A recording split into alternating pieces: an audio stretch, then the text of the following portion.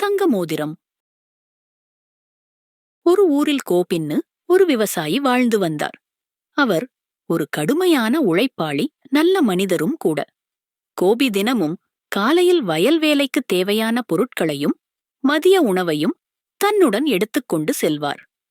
வயலுக்கு சென்று தனது சட்டையை அங்கு இருக்கும் சுவற்றில் மாற்றிவிட்டு வேலையைத் தொடங்குவதை வழக்கமாக கொண்டிருந்தார். கோபி சிரித்துக்கொண்டே, உன்னை அணிந்து கொண்டு வேலை செய்வது கஷ்டம் என்று சொல்லி தனது சட்டையை சுவற்றில் மாட்டிவிட்டு வேலையை பார்ப்பார்.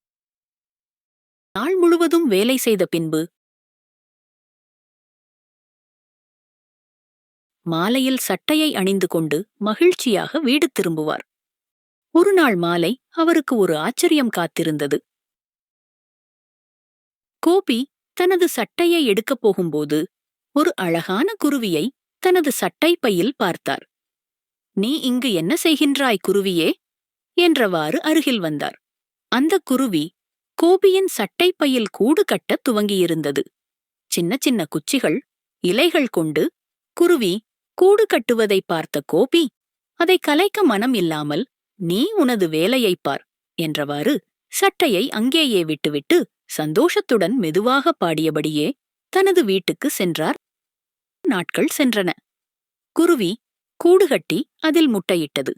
ஒவ்வொரு நாளும் கோபி குருவியின் அருகே செல்லாமல் தன் வயலில் வேலை செய்து கொண்டே குருவியை கவனித்துக் கொண்டிருப்பார்.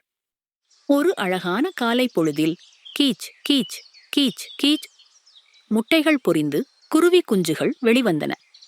கோபிக்கு மிகவும் சந்தோஷம்.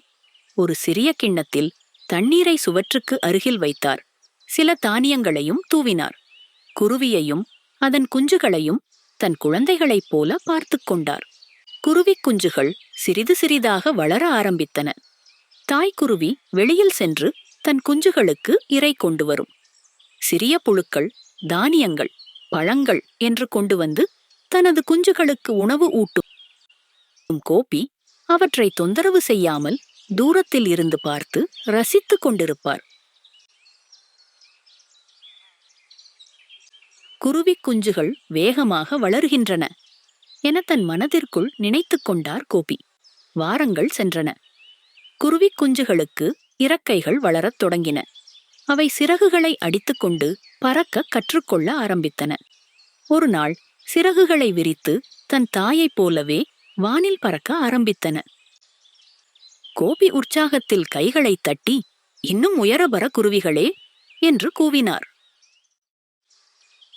அன்று மாலை குருவிகள் இல்லாத வெறும் சட்டை பையை பார்த்த கோபி, குருவிகளுடன் கழித்த நாட்களை எண்ணியவாறு தனது சட்டையை எடுத்தார்.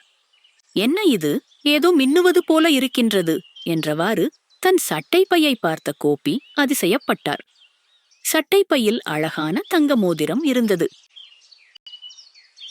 அதை எடுத்த கோபி, இது எப்படி இங்கு வந்தது என்றவாறே மேலே பார்த்தபோது, கீச் கீச் கீச் கீச் என்று தாய் பறவையும் அதன் குஞ்சுகளும் வானில் வட்டமிட்டு பறந்தன. அவை கீச் கீச் கீச் கீச் என்று கத்துவது கோபிக்கு நன்றி என்று சொல்வது போல இருந்தது. கோபி குருவிகளை பார்த்து கை அசைத்து அவற்றின் நினைவாக அந்த தங்க மோதிரத்தை தன் கையில் அணிந்து கொண்டார். அன்றிலிருந்து கோபி வயலுக்கு செல்லும் போதெல்லாம் குருவிகள் வானில் வட்டமிட்டன. கோபி குருவிகள் எப்பொழுதும் தன்னுடன் இருப்பதை உணர்ந்து அவற்றை பார்த்து மகிழ்ச்சியுடன் கையசைப்பார்.